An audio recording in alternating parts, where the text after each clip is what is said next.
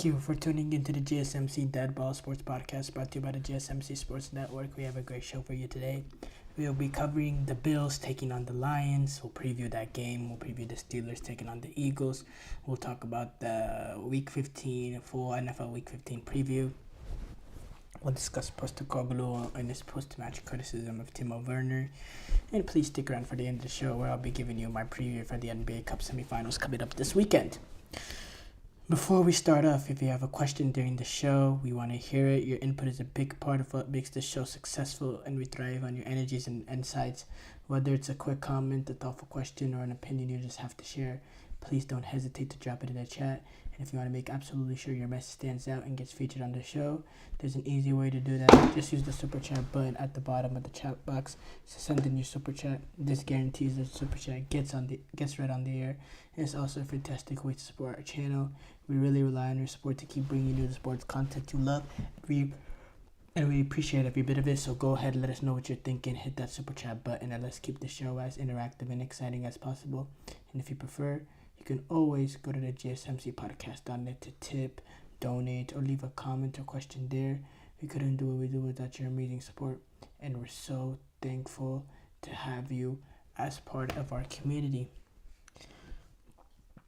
We have to start off though with the news that with the big game coming up this weekend, the Buffalo Bills taking on them Detroit Lions, the Wolverines that are the Detroit Lions, in a game that can ultimately have big implications on the number one seed in both brackets. This game can have huge implications, a lot more so with the NFC, with how tight it is at the NFC, with Detroit right now sitting first place. But they have a team on their tails, not only in the Philadelphia Eagles, but also a fellow division rival in the Minnesota Vikings, who are also sitting on their tail as well, with a record of 11-2. With the record of 11-2, so they have two teams sitting on their tails. One is within their own division, so obviously Detroit has competition in the NFC, fierce competition for that number one seed. But Detroit, they've been the hottest team in football. They've won 11 straight games. After that Week 2 loss to Tampa Bay, they haven't lost since then, and it's been absolutely incredible. It's been absolutely incredible what Detroit has been able to do this season. The offense, how explosive they are, how efficient they are in the run game, but at the same time they have the ability to throw the ball with Jared Goff. Jared Goff is having an hellacious season, absolutely dominant, throwing for 3,265 yards already, 25 touchdowns, 10 interceptions, and 5 of those interceptions came in one game as well. So you take away that one game that he had against the Texans, he only has 5 interceptions this season. 5 interceptions this season. He doubled that just in that game alone. He's been in the MVP race for a reason.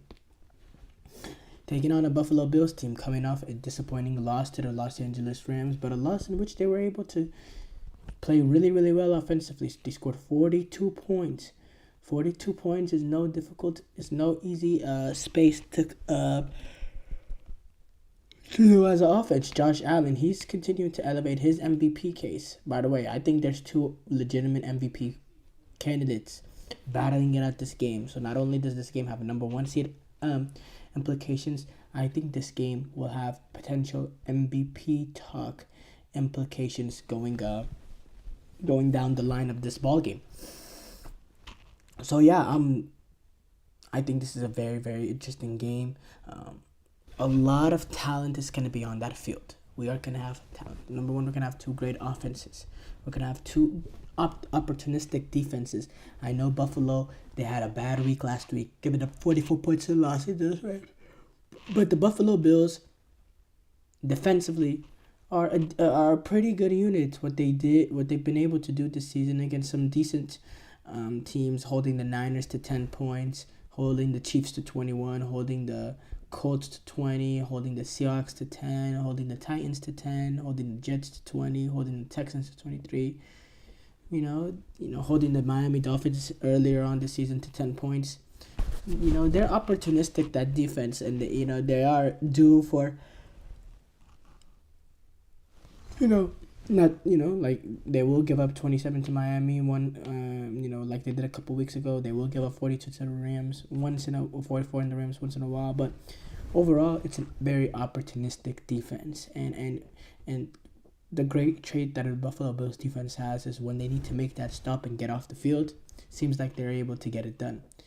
Detroit have a great offense and they have a good defense as well, but that's also opportunistic. It seems like Detroit's defense, even if they've been getting gashed through a period in that game, anytime they need to make that one play, get that one stop to seal the deal, they're able to make it. It reminds me exactly of what the 49ers defense is not. When the time is needed to make that play to close out the game, you can make it. That's what the 49ers defense has been. That's exactly opposite to Aaron Glenn and what he's done this season. They've lost key players here and there. They lost their main man in Aiden Hutchinson, but the defensive intensity, the defensive prowess has remained the same.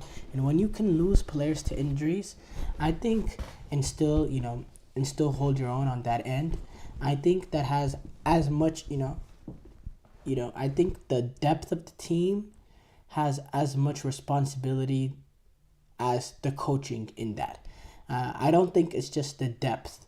When you're losing key guys and you're still able to maintain a high level, I don't think you could put it all to, the team just has depth. No, I think the team has a great coaching when you can go through injuries and when you can go through adversities, and not just great coaching but great leadership, to be able to manage those situations. And that's exactly what the Detroit Lions have been doing this season. And look, realistically now, Buffalo, with that loss to the Rams, it's going to be difficult for them to, they have the tiebreaker over the Chiefs, but they'll need Chiefs to drop. The Bills will need to win of their next 4, and they'll need Chiefs to drop 2 of these 4 games. And, and they play the Browns. They play the Browns this week at the Dog Pound, so that could be difficult. Then they go away to the Texans. Can't see them losing any of those 2 games, quite frankly.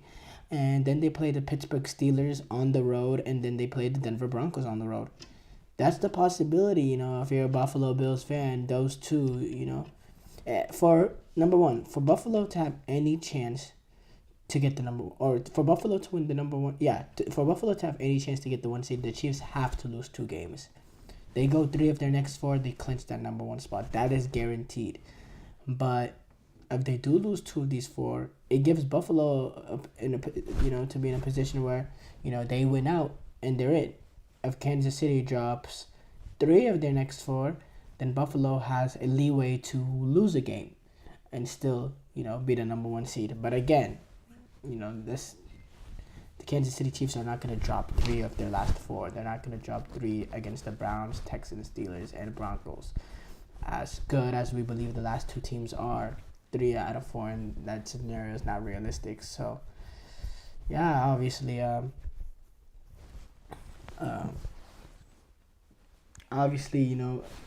I think there's more implications for Detroit in this one in terms of battling for the number 1 seed. But for Buffalo, you just want to get back on the right side of momentum.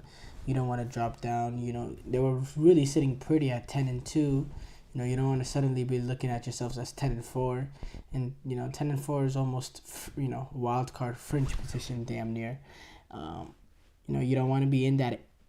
You don't want to be in that area. You want to be they've already won the division, obviously, but I'm just basing on how the record sounds. 10-4 sounds like a fringe wildcard team, or it sounds like a wildcard team, not a fringe wildcard team. But they've already wrapped up the division, all that. That's out of the way. But still, overall, it's just.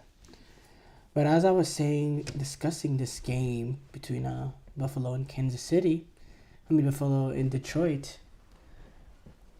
I think the offense that generates more explosive plays, more plays down the field, and has better control of the line of scrimmage.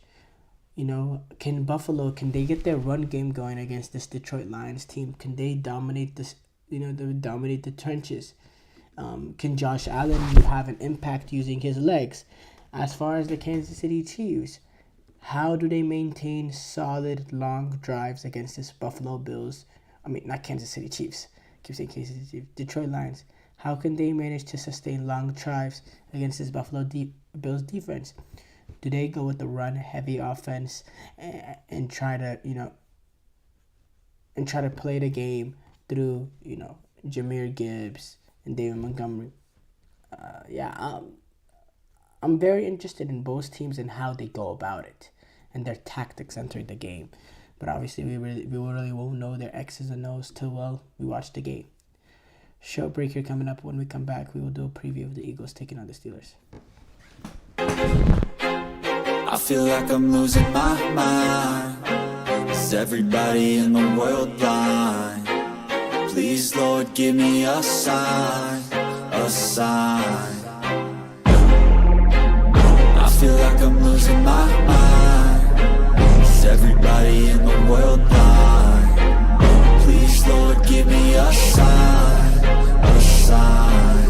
I wanna be the greatest. Everybody on the fake shit. I look around and feel like everybody is the fakest. I make this every day and I'm impatient, hoping one day I blow up from the basement. Statement, the top is so vacant. I don't hear shit that I think is amazing. Waiting for my day when I'm playing sold out shows for 1,000 faces. Hey, give me that crown, get in my way and to be put down. It ain't your place, all this my town. If I want that shit, then I'll get it right now. I'm losing it, the noose it fits. I'm losing shit, a stupid myth. You choose to live or choose to dip. You choose to fight or lose your grip and lose a gift. I feel like I'm losing my mind. Is everybody in the world blind? Please, Lord, give me a sign, a sign. I feel like I'm losing my mind. Is everybody in the world blind?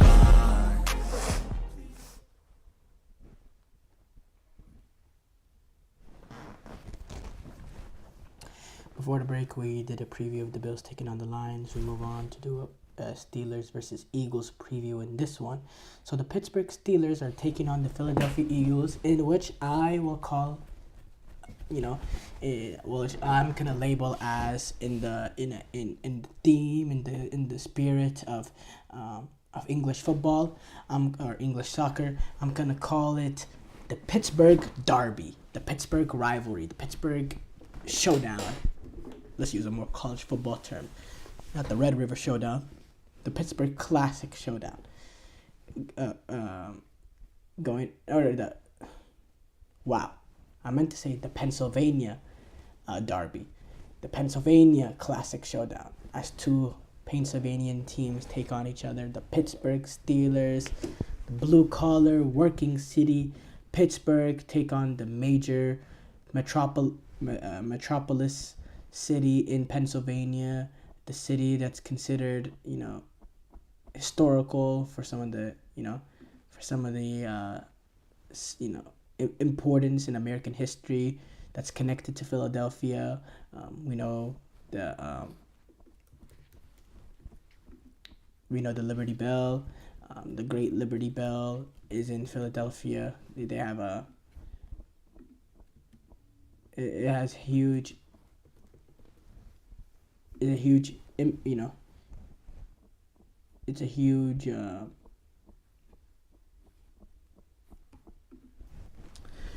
It's a huge part of it. Their history, the American history.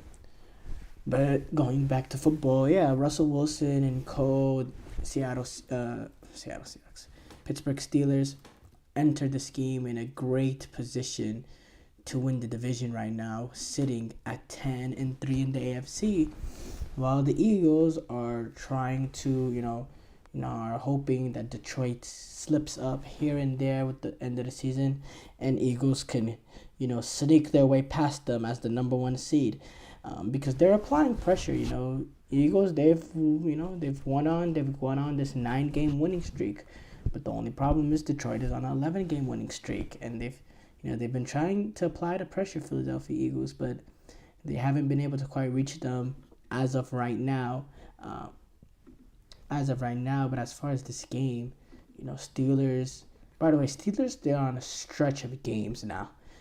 I was talking about how they have a really good outfit to win a really good outlook to win the AFC North. But you look at their schedule. Their schedule is ridiculously hard. You take on the Eagles, the Ravens, who, the Steelers could wrap up the division with that one.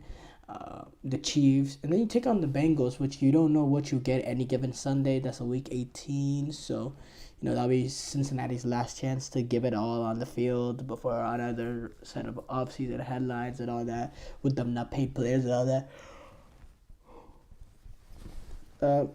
Pittsburgh has a stretch of games there, and they could drop some games. Will they drop enough games where that the Ravens will catch them in the North? I don't know. It depends. It does depend on tiebreakers. If Ravens do beat the Steelers next week, it completely changes the door in that AFC because, now the Ravens are only, the Ravens will only be essentially one game behind, they'll only be one game behind the Steelers depending on what happens in this week. So, but as I was saying, Saquon Barkley, this Pittsburgh Steelers defense is overall a really good defense. They're really, really good defensively. Really strong secondary and just an overall powerhouse of a unit. But as far as a unit in terms of team stats, defending wise, they're the fourth worst defense in the league in terms of rushing. With how they've allowed 1190 yards this season, was 291 attempts according to NFL.com. They have them ranked as one of the worst rushing defenses in the league. That is wild when you consider the fact that when you consider the fact how great that defense is, and also Saquon Barkley's coming into town, who already has 1,600 yards and is looking to continue to add more yards to himself, continue to build his MVP case, to continue to get the Eagles, staying in amongst this winning streak. The Eagles, they've been under a little bit of controversy as well with the A.J. Brown, Jalen Green stuff. Then Brandon Graham came out talking about their relationship on the radio show, all that. And it's just been a lot of noise with Philadelphia, and a great offensive performance here where they can get the ball to Devontae Smith and A.J. Brown in space a numerous amount of times, and they can both go for 100 yards. I think a game like that will really unite anything going on within this team. The only problem is that will happen over a dead body. Mike Tomlin will allow that to happen. Will never allow that to happen over his dead body. It'll never, ever happen. Ever. Number one, the secondary is crazy elite, led by Minka Fitzpatrick and co. So to act like you're going to be able to dominate them, pushing the ball down the field, is also pretty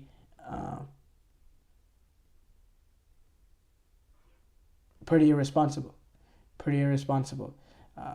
I don't believe that the Eagles defense is just gonna, or the Steelers defense is just gonna allow A.J. Brown and Devontae Smith to be one-on-one. They're gonna do a lot of good mix and matching, and trying to, make it difficult for Jalen Hurts to read the coverage. Think what happens is in certain times, and we saw it a little bit in the Ravens game, when the Eagles rushing attack gets a little stagnant and they're struggling to move the ball, they start getting a little bit too shotgun happy and become a drop back passing team, and it leads to show the vulnerabilities of Philadelphia because, they're not a drop back passing team. In fact, when Saquon, he's had a really, really, really good year, but in the last couple of games, it's been decent, 107, 124. Not what what he's done this season, he's consistently in the in the high marks. But in the game, especially in that Baltimore game, when the Niners or when the Eagles were really struggling to get that run game going, what they went. They started becoming a little bit more of a drop back team, and the offense didn't flow. And I think Pittsburgh is going to be able to expose that weakness. As far as Pittsburgh defensively going up against Philadelphia, look, now is the time you gotta get Mike Wilton in and getting the reps this week, because you kind of need somebody going up against this team to push the ball down the field. This defense. The secondary now, Braden, Kuptagine, they're a really good secondary, but, they're a really good secondary, but you get a good guy like George Pickens in space, one-on-one. I'd give him the opportunity to make the 50-50 catch. I don't trust the talent of, look, what Eagles can do really, really well on both sides is they can control the line of scrimmage. I go back to the Eagles game when they took on, what was it? When they took on Baltimore, yes. They dominated on the defensive line. They really made it hard for Lamar Jackson to find the running lanes, and and they limited him in what he was doing outside the pocket. They were running. They were athletic, but against the and then the great thing about that, as long as that. The offensive line was also holding their own against the Baltimore Ravens pass rush.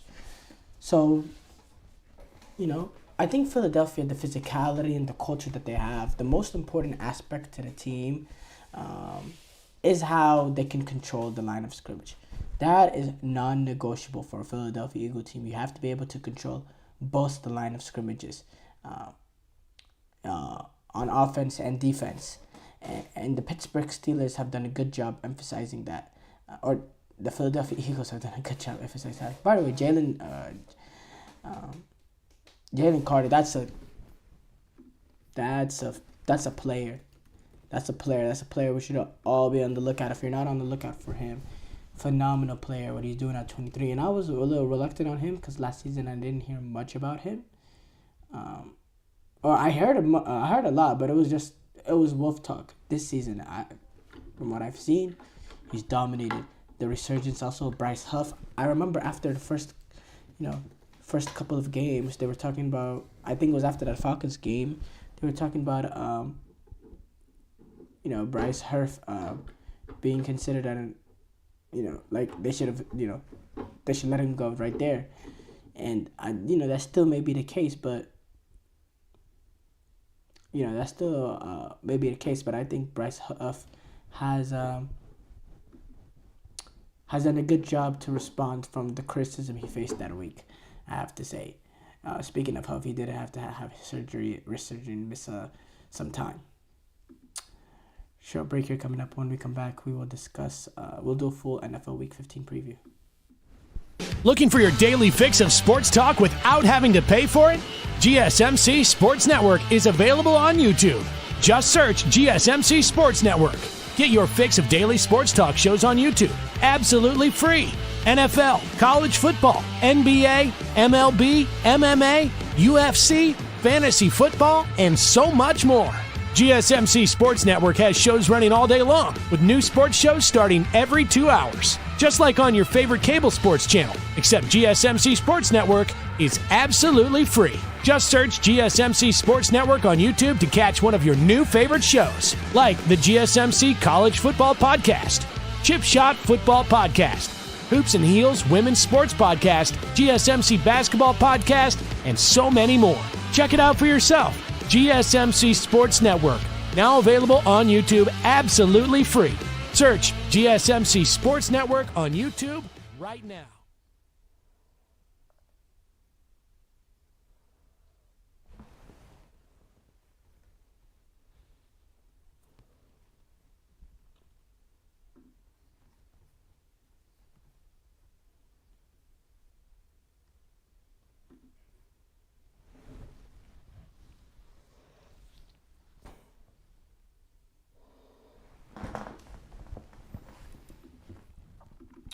before the break, we did a preview on the Steelers taking the Eagles.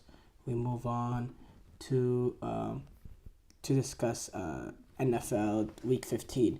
So the NFL Week 15 will continue this Sunday.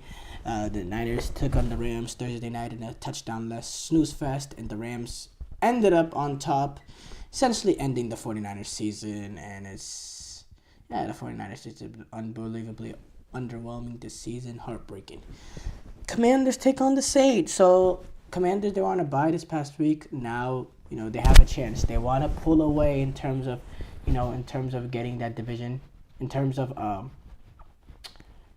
getting that final wild card spot. I feel like the other two wild card spots are more likely than not locked in with the Packers and the Vikings. That third wild card spot, belongs to the Commanders right now. But that second place team in the NFC West, the team that doesn't win that division, will be on their tail.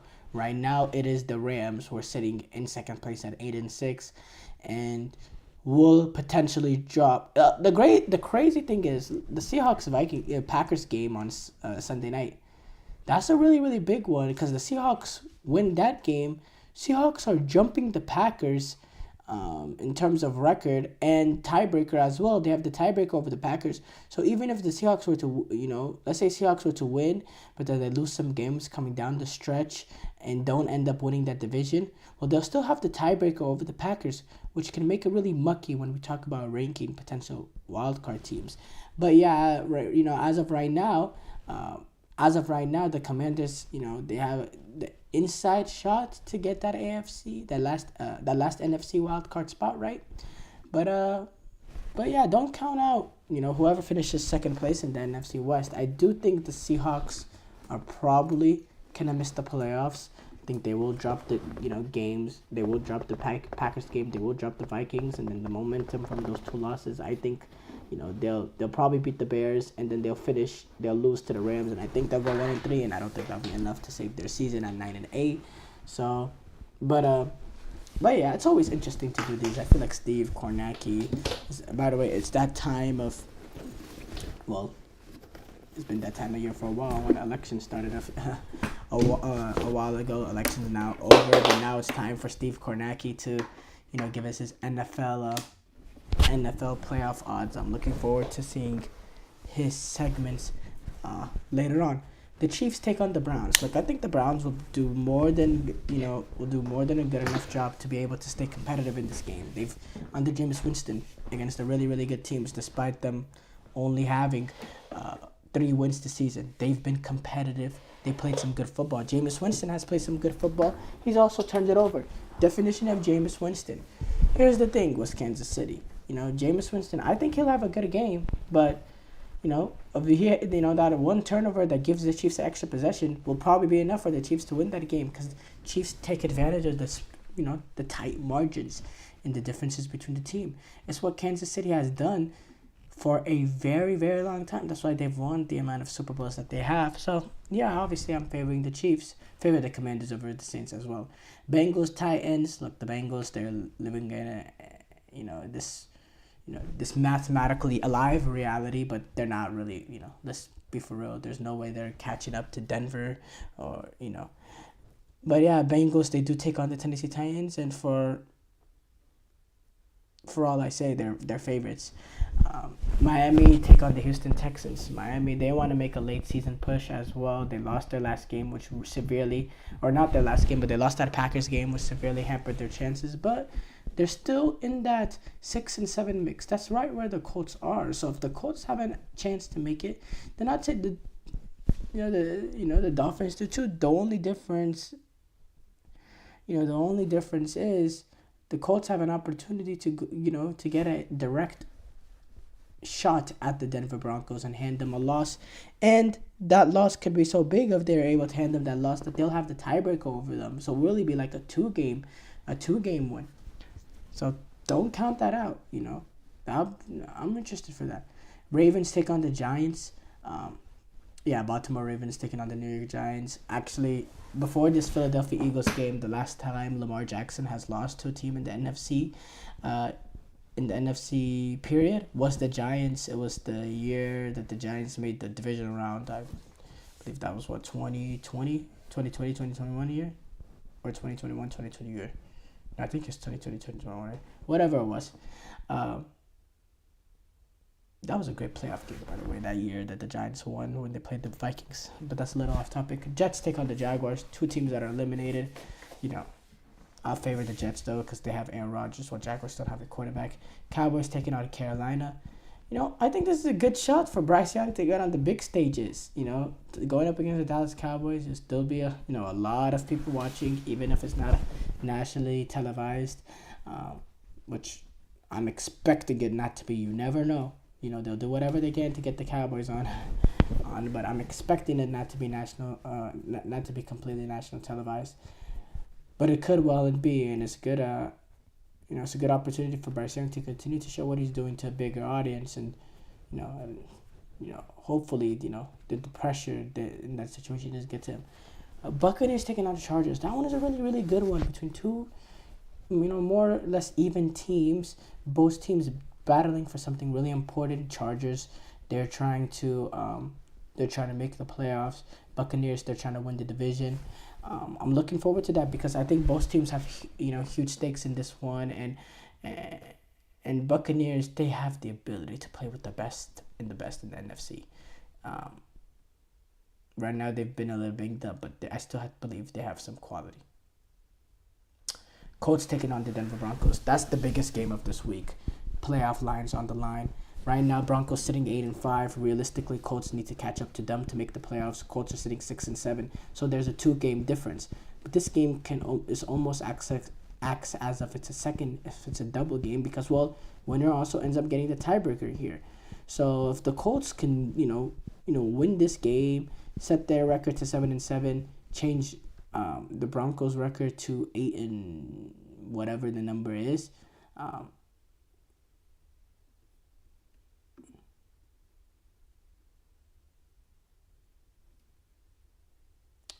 I'm having technical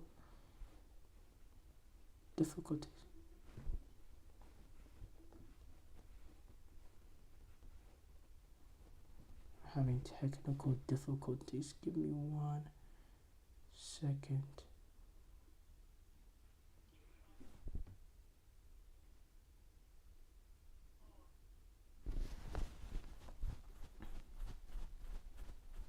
But yeah, as I was saying, if the Colts can, win this game and set their record to 7-7, and then that would drop the Broncos down to 8-6. Well, it makes it really, really interesting coming down to the wire because they only need to match their record to finish ahead of them because of that tiebreaker. And the Broncos still have the Chargers and Chiefs yet to play, while the Colts have a easier route taking on the Titans, the Giants, and the Jaguars.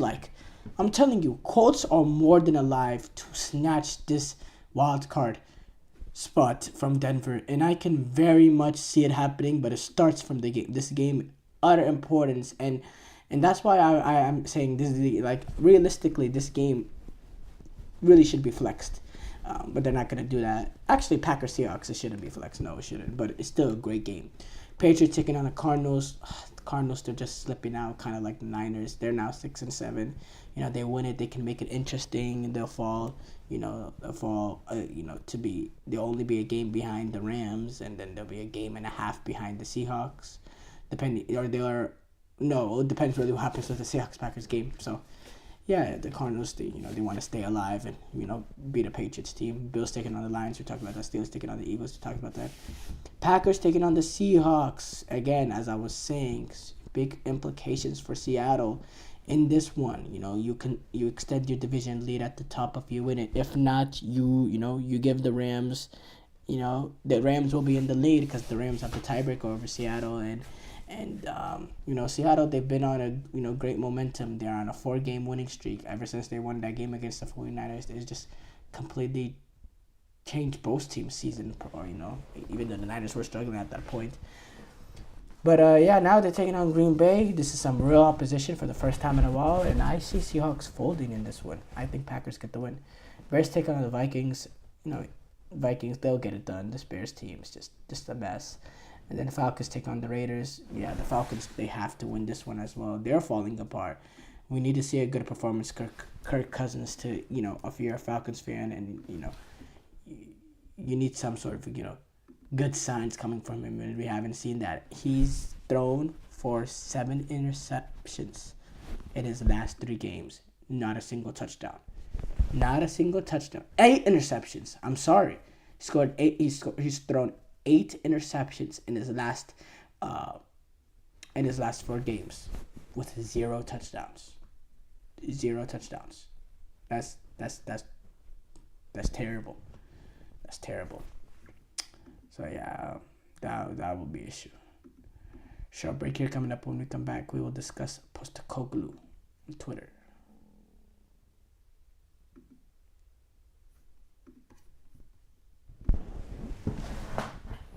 For the best and latest podcasts available anywhere, go to the podcast app on your cell phone and type in GSMC to access free content-rich podcasts on health and wellness, book reviews, sports, entertainment, relationships, social media, movies, technology, finance, and even weird news. Subscribe and download the GSMC Podcast Network's family of shows, available everywhere podcasts are found.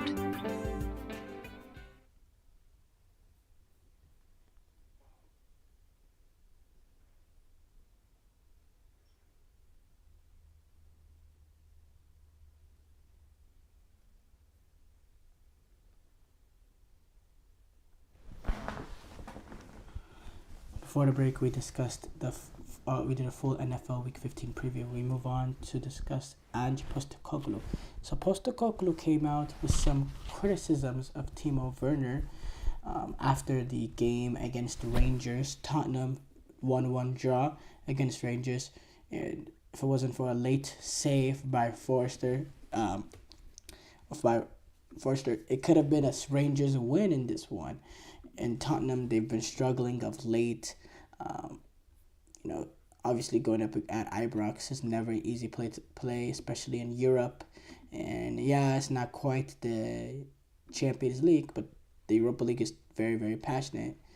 And also, by the way, that's a bad result for Tottenham, because now Tottenham suddenly drop out of the top 8. And obviously, you don't want to be playing extra Europa League games that are just flat out unnecessary. Even in this one, we see Tottenham, they're reluctant to put out, their star players on a game in game now basis Europa League. They had Son in this one. By the way, Son, a lot of people are going to talk about, Timo Werner, that Son has been struggling all season.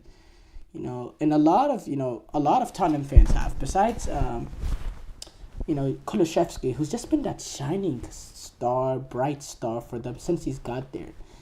Everyone else has been pretty disappointing and hasn't lived up, in my opinion. But I love the fact that I thought Bissouma played really well in this one, though. I do. I thought Bissouma played really, really well. Him and Bentancur, I thought they held it down. I think both players have, really good ability. But going back to what I was saying, so Postecoglou, he came out after the game, or he ended up subbing out, Timo Werner at halftime, which is, as we say, it's a bad. That's a bad moment. That's a moment he's probably not gonna forget in his career. Timo Werner getting subbed off at halftime. It's just not normal.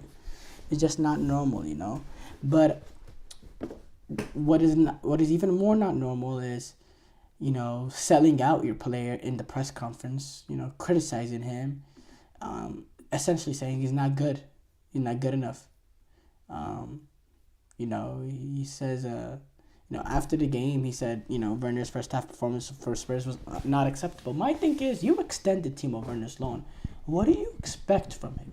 You thought it was going to be sunshine and rainbows from minute one and game in, game out? I mean, that has to be more delusional than Arsenal and Arsenal fans with expecting Kai Havertz to be some sort of savior at the number 9 position. Like, give me a break. Yeah, Timo Werner had a strength of being able to play with his pace, stretch the back line, time runs and all that. But he's not technically good enough to drop in midfield and spring out of passes, right? he's not that technically gifted in tight spaces, and you can get him the ball in the tight spaces, and the ball could not stick.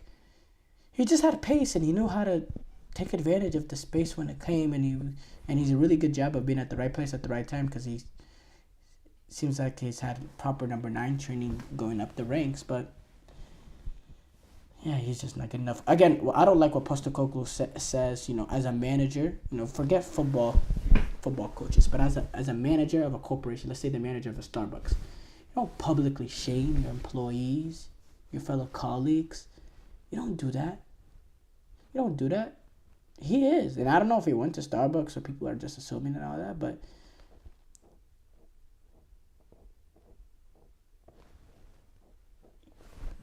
yeah, it's just Timo Werner is I still don't understand. I still don't understand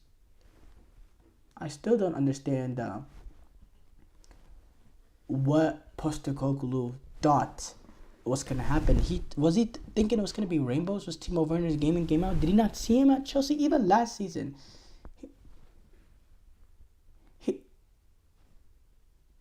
He didn't light up the world at Tottenham. I mean, at Tottenham last season,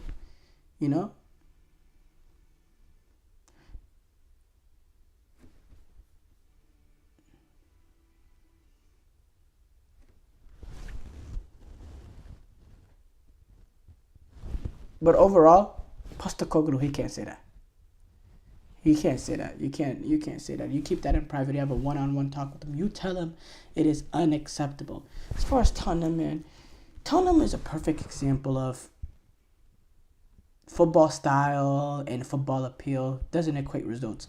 A lot of people will, blame Arsenal in terms of criticize them for the way they play, especially non-Arsenal fans and all that. And yes, maybe it's a bad time to make this point because they're 6 points off Liverpool, with Liverpool having played a game less. But Tottenham are the perfect example of why, style of playing doesn't mean crap.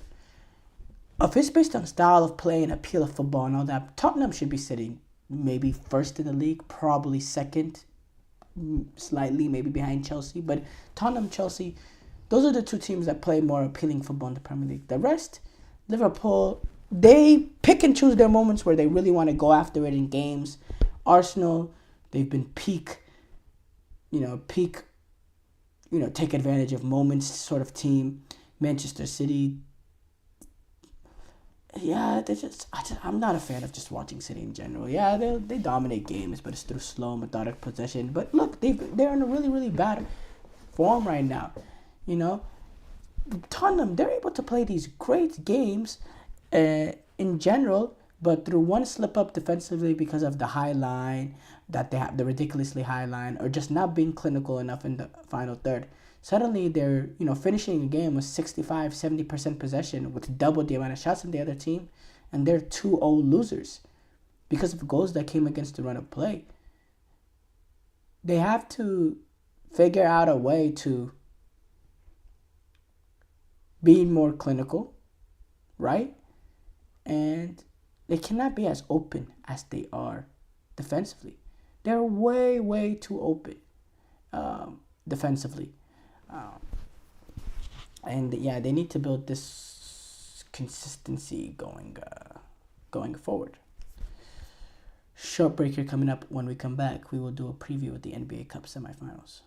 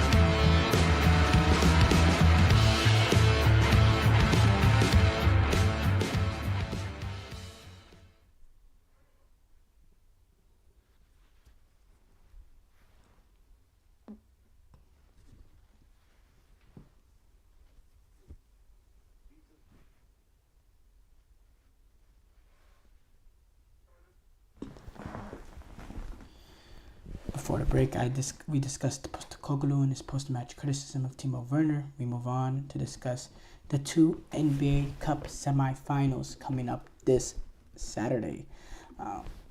The first of the two is the Eastern Conference. The Atlanta Hawks take on the Milwaukee Bucks. Atlanta Hawks, they do a good job of these one-off games really showing up. And Trae Young, in these one-off games, you saw a few seasons ago, they were able to knock off the Heat in the play-in. And they do a good job in these one-off games. They're able to get a couple games off the rating, the team that went on to get the defending champs in Boston.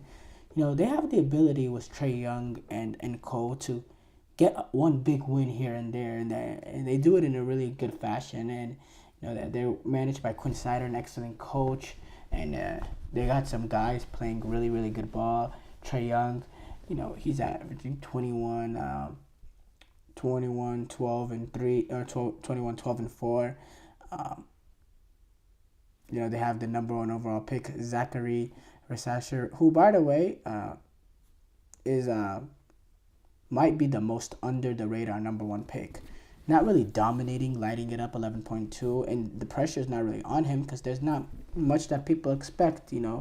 A lot of people thought Sarr for the longest time was going to be the number 1 overall pick, but his draft value slowly started to deteriorate. He's been okay this season as well, 10.7 points on 39% field goal, But yeah, this is a Hawks team that's trying to build something, and what they can do, having the scoring ability of Bogdanovic, the presence of Capella, to push to run the floor, and his defensive prowess.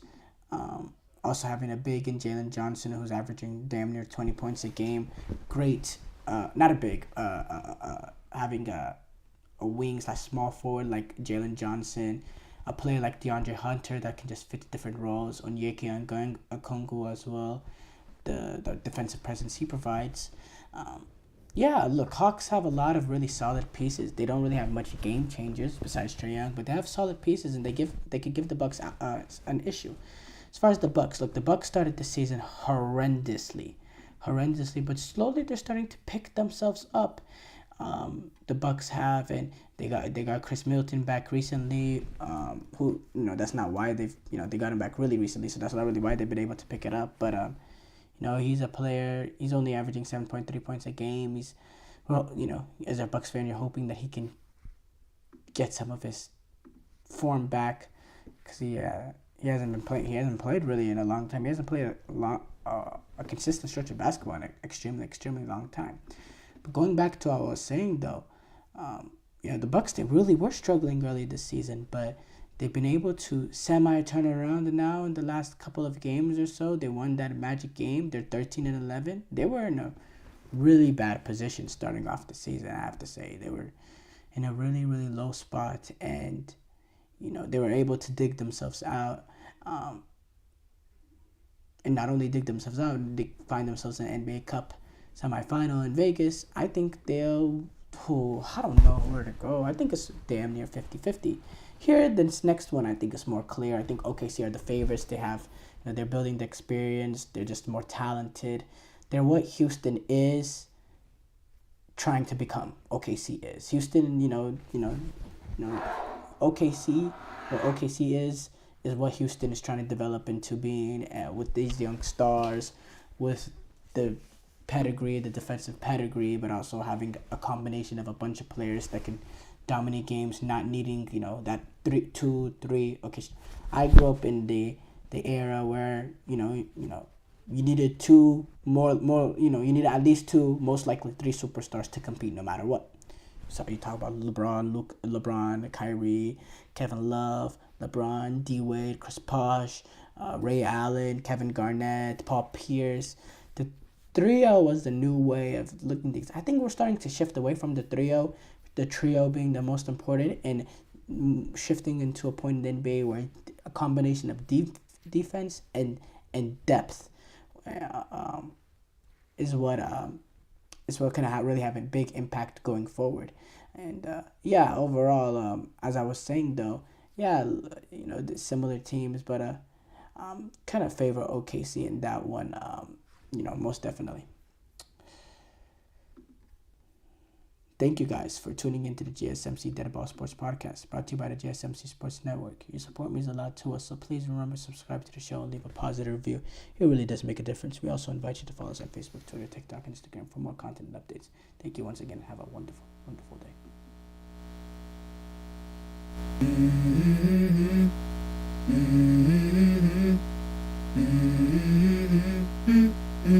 Let's go.